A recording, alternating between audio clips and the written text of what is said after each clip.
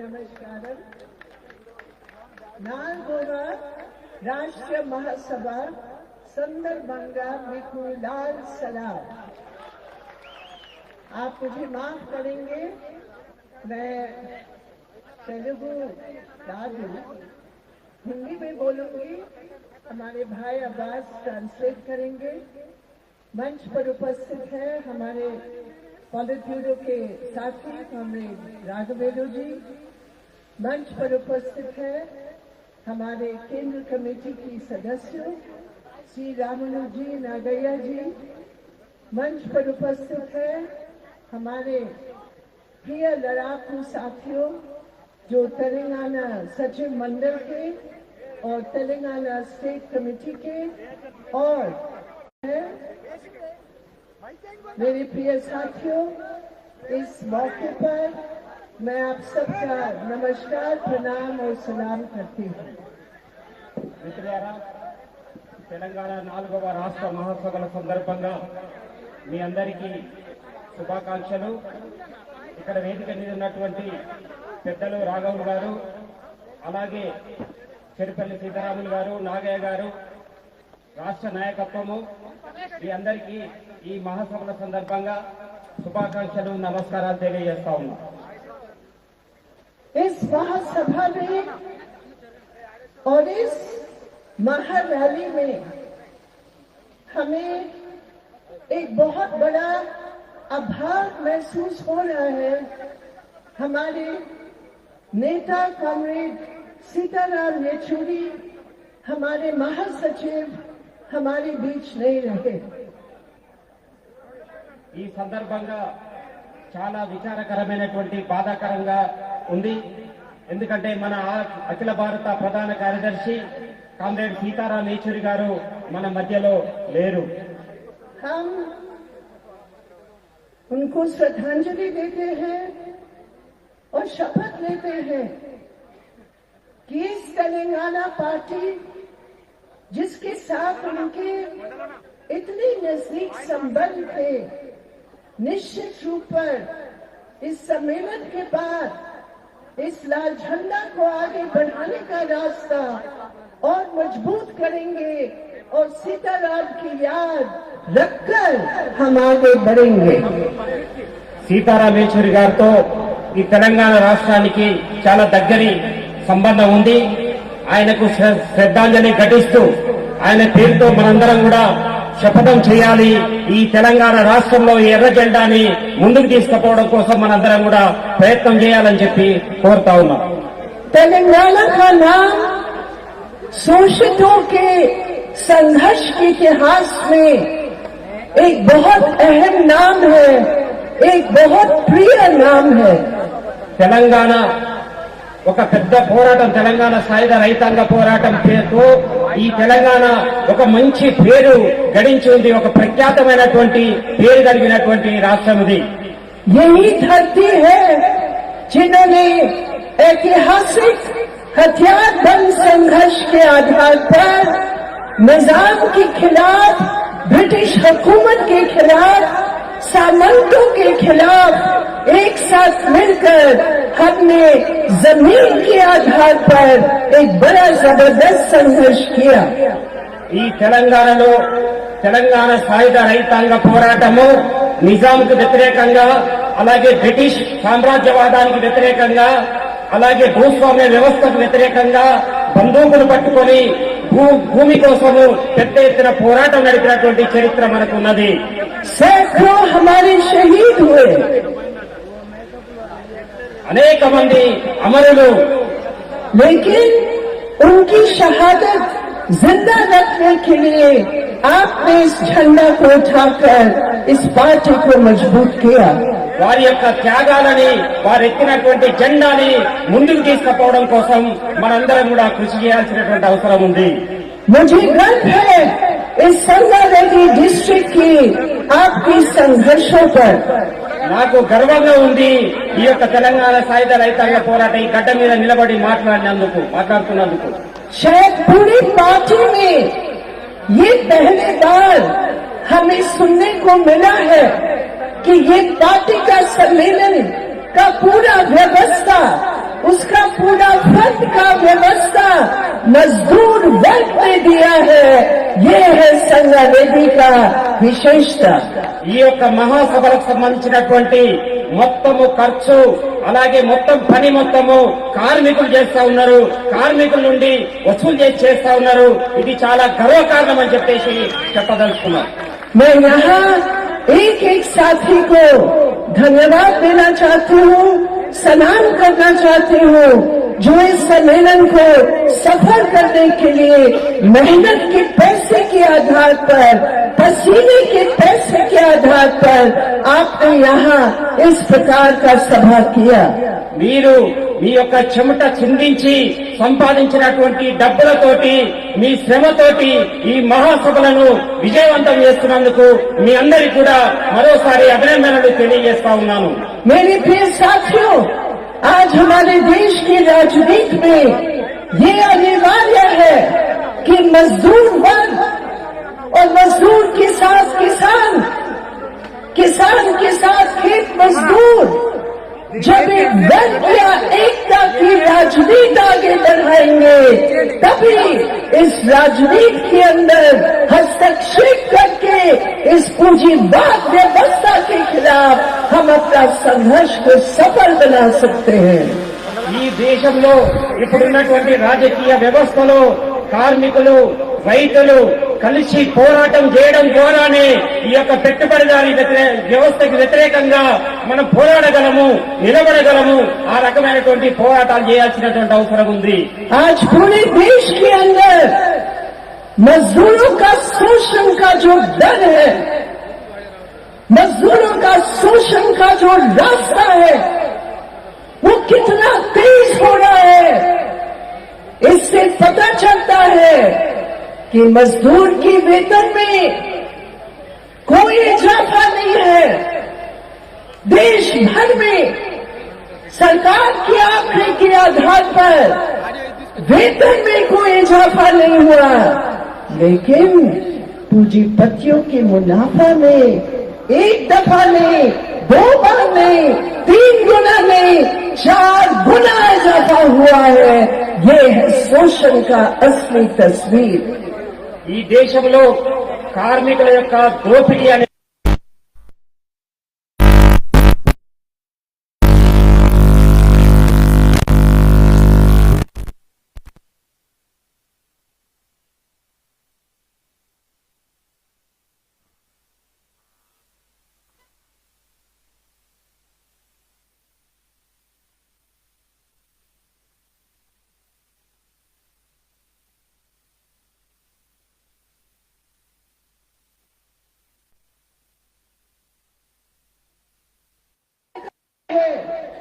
जिससे हमारे अधिकारों को बुलडोजर के नीचे चौपट करने का प्रयास हो रहा है। ఈ కేంద్ర ప్రభుత్వము మోడీ ప్రభుత్వం ఈ పెట్టుబడిదారుల కోసము కార్మికులకు సంబంధించినటువంటి 4 లేబర్ కోడ్స్ పేరుతో మనకున్నటువంటి హక్కులన్నింటినీ వాటిని గుంజి పడేస్తున్నారు, వాటిని లాక్కుంటా ఉన్నారు। ఆ రకమైనటువంటి దుర్మార్గమైన చర్యలకు పాల్పడతా ఉన్నారు। मैं ट्रेड यूनियन की संयुक्त मंचों को बधाई देती हूँ, जिन्होंने एक होकर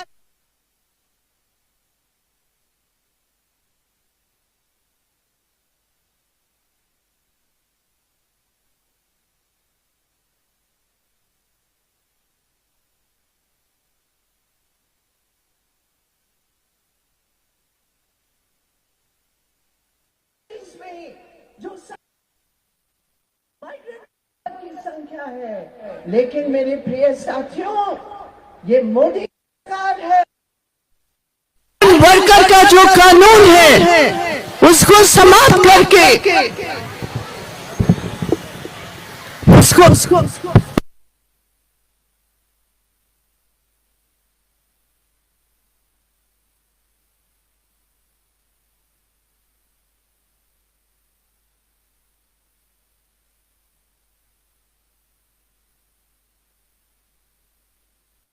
वर्कर कानून है समाप्त कर लिया।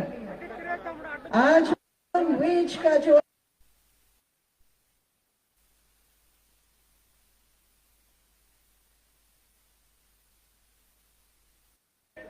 रात से काम देते हैं और अभी बड़े बड़े की ये हिम्मत, वो बोलते का काम नहीं, 10 घंटा का काम नहीं, 13 घंटा का काम करना चाहिए मजदूर को।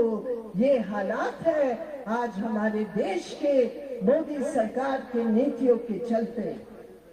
వలస కార్మికుల సమస్య చాలా తీవ్రంగా ఉంది.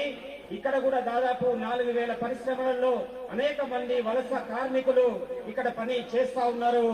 మోడీ ప్రభుత్వం యొక్క విధానాలు పెద్ద పెద్ద పెట్టుబడిదారులకి అనుకూలంగా ఉన్నాయి.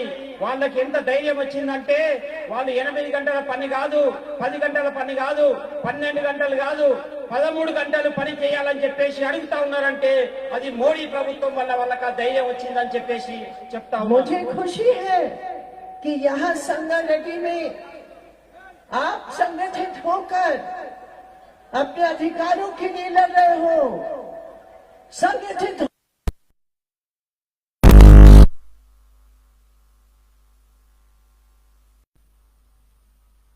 रोकने का काम कर रहे हो। हमें खुशी है इस बात को सुनकर कि मजदूरों ने इस झंडा को लेकर किसानों का साथ दिया। मैन्युफैक्चरिंग इंडस्ट्री एरिया का जो 12,500 एकड़ ये सरकार छीन रही थी, ये आपका संगठन है, ये आपकी एकता है।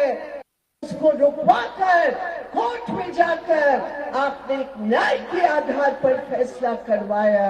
ये मजदूर की संगठन, किसान की संगठन, इस मजदूर की संगठन आगे बढ़ेंगे तो निश्चित रूप पर मेरे प्रिय साथियों हमारे राजनीति के ऊपर भी उसका असर पड़ेगा। నాకు చాలా సంతోషం కలుగుతా ఉంది. ఇక్కడ ఉన్నటువంటి కార్మికులందరూ కూడా ఐక్యంగా పోరాటాలు చేసి అనేక హక్కులు సాధించుకుంటా ఉన్నారు. అలాగే రైతాంగానికి కూడా మద్దతుగా నిలుస్తా ఉన్నారు. 12,500 ఎకరాల భూమి కోసము రైతాంగంతో కలిసి పోరాటం చేసి ఆ రకంగా వాళ్ళకి మద్దతు ఇచ్చారు. ఆ రకమైనటువంటి పోరాటాలు చేస్తున్నందుకు మీ అందరికీ కూడా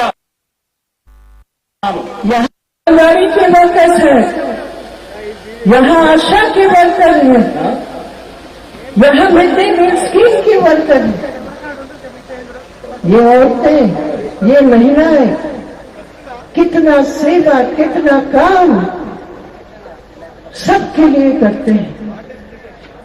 अपने परिवारों की स्वास्थ्य के लिए नहीं, अपने बच्चों के लिए नहीं, ये पूरे समाज के लिए जो भी काम होता है, जो भी काम सरकार देती है, हमारे महिलाएं उस काम को करते हैं। लेकिन क्या है ये सरकार बजट के अंदर बड़ी पूंजीपतियों की टैक्स की छूट देकर 3 लाख करोड़ का 1 साल में माफ कर सकते हैं। बैंक की लोन का, बड़ी पूंजीपतियों का 12 लाख करोड़ रुपया से अधिक पिछले 8 साल में माफ कर सकते हैं। लेकिन आंगनवाड़ी की वर्कर्स के लिए,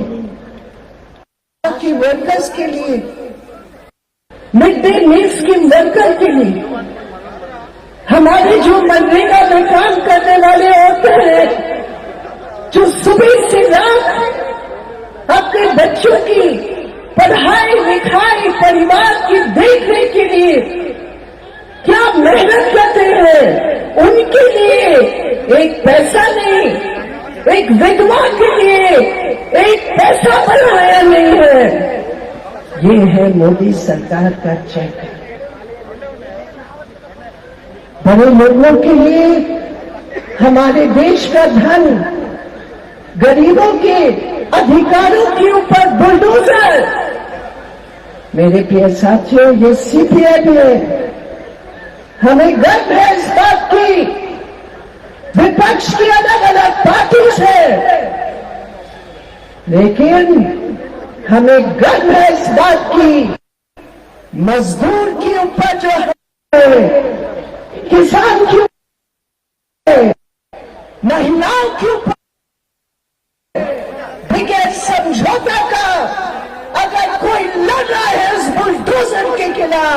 वो सीपीएम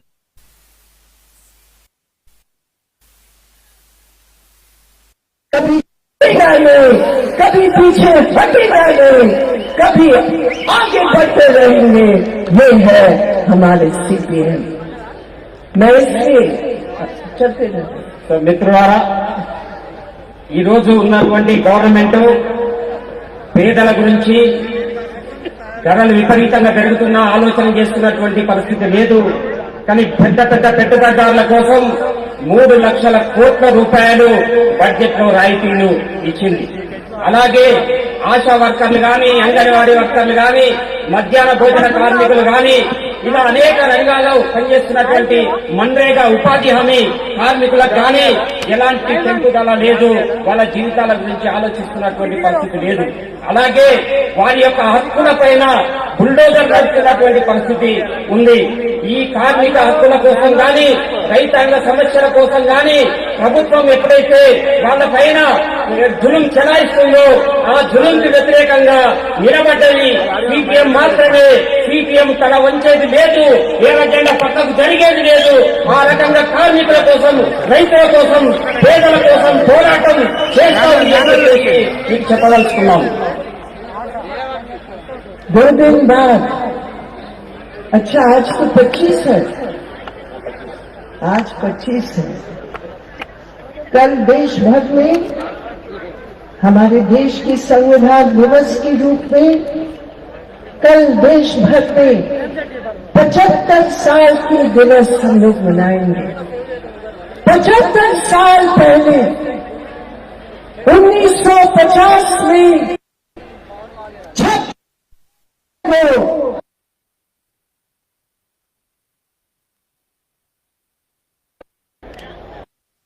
देश की आजादी की संघर्ष की एक जबरदस्त असर के आधार पर वो संविधान बना, वो संविधान पारित हुआ। రేపు దేశవ్యాప్తంగా 75వ గణతంత్ర దినోత్సవం జరగబోతా ఉంది. మన రాజ్యాంగము అమల్లోకి వచ్చినటువంటి రోజు. ఈ రాజ్యాంగము ఈ దేశంలో జరిగినటువంటి స్వాతంత్ర పోరాటం యొక్క సంఘర్షణ యొక్క ఫలితంగా అది అమల్లోకి వచ్చింది. అందులో ఉన్నటువంటి కోరికల ఆధారంగా ఈ రోజు రాజ్యాంగం అనేది అమల్లోకి వచ్చినటువంటిది. लेकिन उस मंच पर कल जो राजपथ का मंच दिल्ली में है, आप लोग सब टेलीविजन पर देखेंगे। उस मंच पर जो सरकार की नेतृत्व है, जो उस मंच पर बैठेंगे, उनकी जबान पर जय हिंद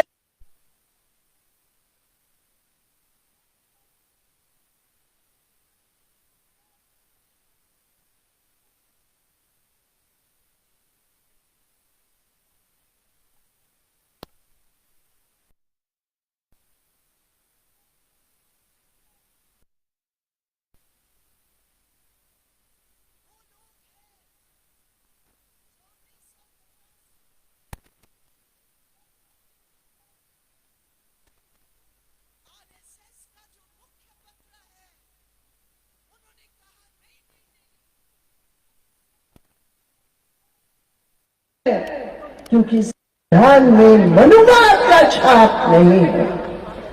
ఈ రోజు ఢిల్లీలో గద్దెపై కూర్చున్నటువంటి పాలకుల యొక్క వాళ్ళ పెదాల మీద జై హింద్ నినాదం ఉండొచ్చు. వాళ్ళ యొక్క నాలుకల పైన ఊరికే మాటల కోసము రాజ్యాంగము జిందాబాద్ అని చెప్పేసి చెప్పొచ్చు. కానీ వాళ్ళ గుండెలలో మాత్రం, వాళ్ళ హృదయంలో రాజ్యాంగం లేదు. వాళ్ళ హృదయంలో ఉన్నది మనువాదము. మనువాదానికి అనుకూలమైనటువంటి విధానాలని వాళ్ళు చేస్తా ఉన్నారు అనేది మనం గుర్తుంచుకోవాల్సినటువంటి అవసరం ఉంది. उस मंच पर बैठेंगे अमित शाह, देश के गृह मंत्री, जिन्होंने पार्लियामेंट पर खड़े होकर डॉक्टर बाबा साहब अम्बेडकर को अपमान करके कहा, अम्बेडकर अम्बेडकर अम्बेडकर अम्बेडकर, ये तो फैशन हो गया है। ఈరోజు హోంమంత్రిగా ఉన్నటువంటి అమిత్ షా నిండు రాజ్యాంగ నిండు పార్లమెంటు సభలో రాజ్యాంగం పైన చర్చ సందర్భంగా అంబేద్కర్ ని అవమానించాడు. అంబేద్కర్ అంబేద్కర్ అంబేద్కర్ అనడము ఫ్యాషన్ అయిపోయిందని ఆ రకంగా అవమానించేలాగా మాట్లాడాడు. अरे मंच पर नहीं उनका कोई अधिकार है. हमने मांग किया इस्तीफा दो अमित शाह, क्योंकि तुम्हारे दिल में, तुम्हारे दिमाग में अंबेडकर नहीं, तुम्हारे दिल और दिमाग में अदानी गोडसे, अदानी गोडसे, अदानी गोडसे, ये दो नाम जरूर है. अंबेडकर और संविधान का नाम तुम्हारे लिए कोई मतलब नहीं. అమిత్ షా, నువ్వు వెంటనే నీ యొక్క పదవికి రాజీనామా చేయాలి. ఎందుకంటే నీ గుండెలో అంబేద్కర్ లేడు. నీ గుండెలో ఉన్నది అంబానీ, అదానీ, గాడ్సే, అదానీ గాడ్సే, అదానీ గాడ్సే అని నీ గుండె కొట్టుకుంటా ఉంది. అందుకే నువ్వు రాజీనామా చేయాల్సినటువంటి అవసరం ఉంది. ऐसे लोग हैं जो हमारे देश पर राज कर रहे हैं. ऐसे लोग हैं जो इस संविधान को नहीं, इस संविधान में जो बराबरता का अधिकार है, इस संविधान में जो धर्मनिरपेक्षता का अधिकार है, इस संविधान में जो संघीयवाद यानी कि जो केंद्र और प्रदेशों का एक सही रिश्ता का अधिकार है, वो सब इसके राज में, इनके नेतृत्व के अंदर वो नहीं है, बिल्कुल नहीं है. और उल्टा ये लोग यहाँ कर रहे हैं. ఈ రోజు రాజ్యాంగాన్ని ఆమోదించినటువంటి వాళ్ళు గడ్డ మీద కూర్చొని పరిపాలన చేస్తా ఉన్నారు. వాళ్ళకి ఏదైతే రాజ్యాంగంలో ఉన్నటువంటి సమానత్వమైనటువంటి భావన పైన వాళ్ళకి విశ్వాసం లేదు. అలాగే లౌకికవాదం పైన వాళ్ళకి విశ్వాసం లేదు. సామ్యవాదం పైన విశ్వాసం లేదు. ఫెడరలిజం పైన విశ్వాసం లేనటువంటి వాళ్ళు ఈ రోజు గడ్డ పైన కూర్చొని పరిపాలన చేస్తా ఉన్నారు. देश की जनता को विभाजित करके हिंदू मुस्लिम के नाम, आदिवासी मुस्लिम के नाम, दलितों के बीच तनाव पैदा करो, अलग अलग जाति आधारित पहचान करो, ये उनकी समझ है.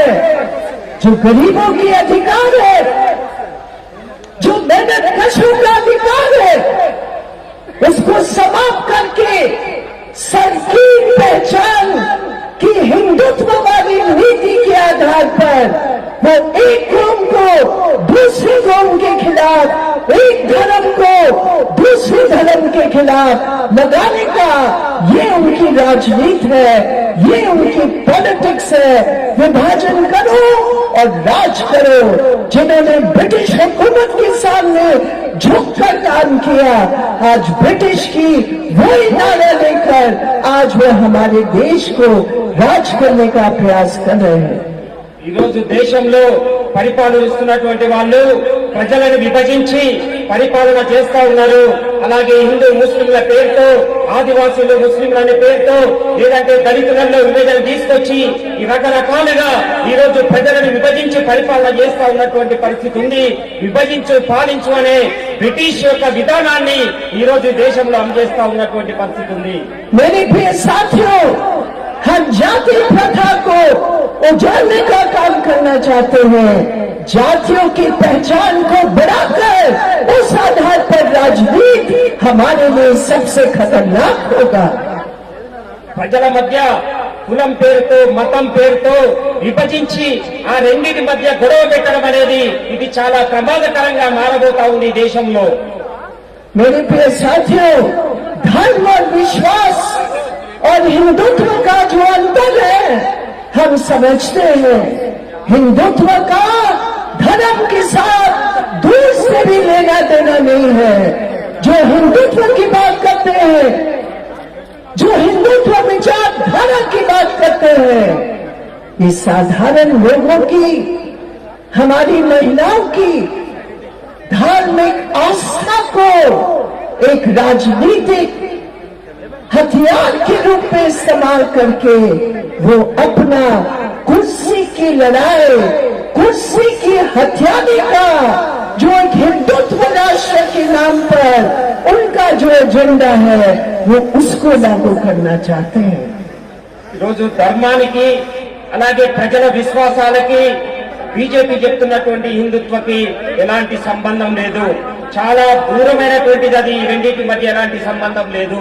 ఈ రోజు ధర్మాన్ని ఆ రకంగా ఒక ఆయుధంగా, రాజకీయ అస్త్రంగా, అంటే గద్దెపైన కూర్చోవడం కోసము, రాజకీయ ప్రయోజనాల కోసము మతాన్ని ఒక ఆయుధంగా వాళ్ళు వాడుకుంటున్నటువంటి పరిస్థితి ఉంది. దాని గురించి మనం చెప్పాల్సినటువంటి అవసరం ఉంది. ये देश के लिए सबसे बड़ा खतरा है. ఇది దేశానికి చాలా పెద్ద ప్రమాదం ఉంచుకొస్తా ఉంది. और इसलिए उनको रोकने के लिए हमने सबको कहा, आओ हम एक साथ मिलकर एक व्यापक मंच बनाकर हम लड़ेंगे. అదండి, అందరం కలిసి ఒక వేదికను ఏర్పాటు చేసి అందరం కలిసి పోరాటము చేద్దాము. और उसके आधार पर एक मंच बना, इंडिया मंच. దీని ఆధారంగానే ఇండియా గఠబంధన్, ఇండియా అనేటువంటి ఒక కూటమిని ఏర్పాటు చేయడం జరిగింది. आज इस मंच से उस पर ज्यादा टिप्पणी करने की जरूरत नहीं है. దాని గురించి ఇప్పుడు ఎక్కువ చెప్పాల్సినటువంటి అవసరం లేదు. लेकिन मैं ये जरूर कहना चाहती हूँ, ये मंच नीति आधारित मंच जब तक नहीं होगा, ये मंच जब तक जहाँ जहाँ इनकी सरकारें चल रहे हैं, अगर वहाँ वो वैकल्पिक नीति लेकर आएंगे तो ये मंच की जो क्रेडिबिलिटी है, जो विश्वास है, ये बनेगा कैसे? अगर यहाँ की कांग्रेस सरकार वही मजदूर विरोधी नीति अपनाएगी जो बीजेपी अपनाती है, अगर तेलंगाना में या कर्नाटका में आईटी सेक्टर में 12 घंटा ड्यूटी कराएंगे, अगर मजदूरों का न्यूनतम वेतन नहीं देंगे, अगर आदिवासी दलितों का अधिकार नहीं करेंगे, अगर सांप्रदायिकता के खिलाफ लड़ाई लड़ने में वो पीछे हटेंगे, तो मेरे प्रिय साथियों, हम लाख कोशिश करें, जनता के बीच में उसका विश्वास बढ़ेगा नहीं. ఇండియా కూటమికి సంబంధించినటువంటి ప్రభుత్వాలు ఏ రాష్ట్రాల్లో అయితే అధికారంలో ఉన్నాయో ఆ అధికారంలో ఉన్నటువంటి చోట బీజేపీ యొక్క విధానాలకి, నూతన ఆర్థిక విధానాలకి వ్యతిరేకంగా పోరాటం చేసి ఆ రకంగా ఒక ఆదర్శవంతంగా ఉండాలి. ఇక్కడ తెలంగాణలో ఉన్నటువంటి ప్రభుత్వం కానీ, కర్ణాటకలో ఉన్నటువంటి కాంగ్రెస్, ఈ రెండు ప్రభుత్వాలు ఉన్నటువంటి చోట కూడా ఈ రోజు ఐటీ రంగంలో 12 గంటలు పనిచేస్తున్నటువంటి పరిస్థితి ఉంది. అలాగే ఏదైతే సనాతన ధర్మం పేరుతో వాళ్ళు చేస్తున్నారో దానికి వ్యతిరేకంగా మాట్లాడుతున్నటువంటి పరిస్థితి లేదు. కాబట్టి దానికి వ్యతిరేకంగా పోరాటము చేయడం ద్వారానే మనం ప్రజలలో విశ్వాసం కల్పించగలుగుతాము. इसलिए मेरे प्रिय साथियों, मेरे भाइयों और बहनों, दूसरे की तरफ मत देखो. दूसरे क्या कर रहे हैं, दूसरे हमारे साथ क्या कर रहे हैं, वो मत देखो. आज वक्त का तकाजा है, ये देश विकल्प चाहता है और इस विकल्प के आधार पर ये वाम दल और उसमें सीपीआईएम, जब हम संघर्षों के आधार पर मजबूत होते हैं, जब हम आगे बढ़कर लड़ते हैं, जब हम अपनी नीतियों के आधार पर विकल्प हैं, जैसे सरकार तमाम दिक्कतों के बावजूद पेश कर रही है, तब ये बीजेपी को पीछे हटाने का संघर्ष हर हालत में सफल होगा.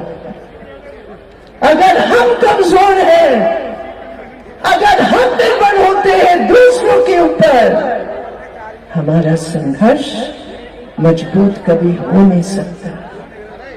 इसलिए मेरे प्रिय साथियों, ये तमाम चुनौतियों को समझते हुए हमारा विकल्प है, हमारा विश्वास है, हमारा विकल्प है.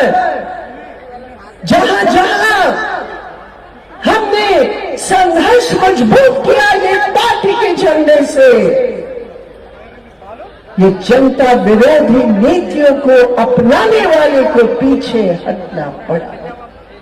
इसलिए इस चौथे सम्मेलन के अवसर पर एक साथ मिलकर शपथ लो। हम लाल झंडे वाले हैं, हम सीपीएम वाले हैं, हम लड़ते हैं अपने स्वार्थ के लिए नहीं, अपने परिवार के लिए नहीं, हम लड़ते हैं इस शोषण आधारित समाज को परिवर्तन करने के लिए हमारी लड़ाई है। और इस लड़ाई में हमारी बहनें शामिल हैं। मेरी प्रिय बहनें, आज आप लोग इतनी संख्या में आए हैं, मैं आपको विशेष बधाई देती हूं।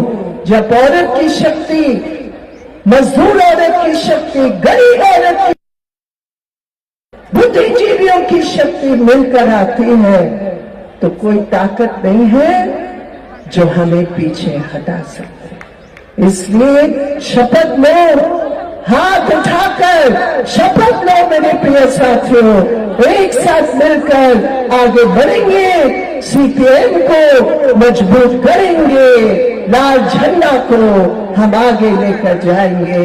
इनकलाब जिंदाबाद, हमारी एक जिंदाबाद, सीपीआईएम जिंदाबाद।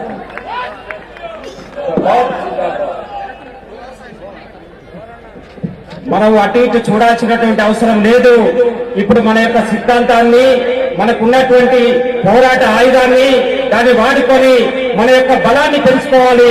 మన బలాన్ని పెంచుకోవడం ద్వారానే ఈ రోజు ఈ యొక్క మతోన్మాద ఏదైతే శక్తులు ఉన్నాయో వాటికి వ్యతిరేకంగా మనం పోరాడగలుగుతాము.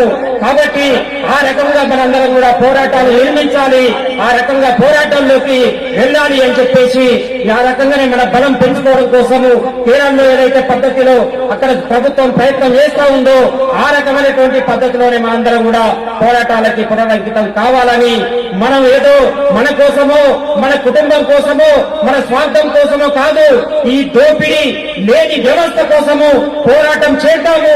ఆ రకమైనటువంటి పోరాటానికి అంకితమైనటువంటి వారిగా మనందరం కూడా పోరాటాల్లో ముందుకు పోవాలని చెప్పేసి కోరుతూ ఈ మహాసభ విజయవంతం కావాలని చెప్పి కోరుకుంటాము. థ్యాంక్ యూ, ధన్యవాదాలు.